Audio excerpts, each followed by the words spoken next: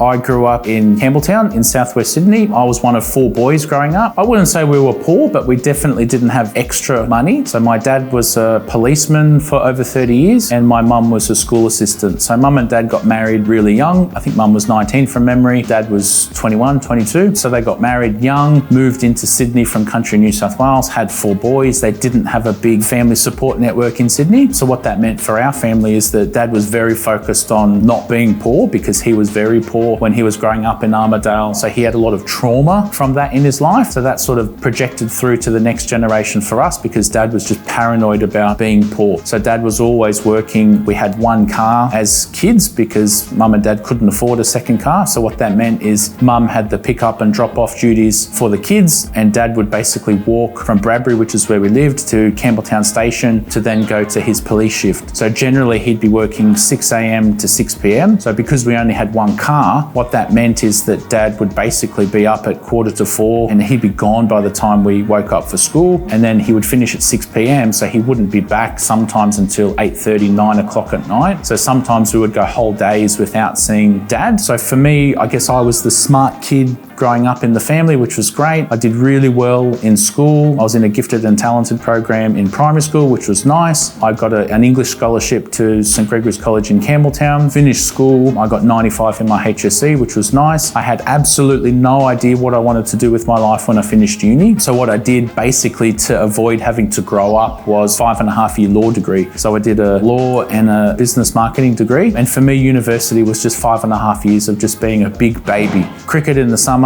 soccer in the winter, video games at night, pub with the boys, basically being a big baby. So what happened at the end of my university when I finished my law and marketing degree, I had no experience in the fields that I wanted to enter into.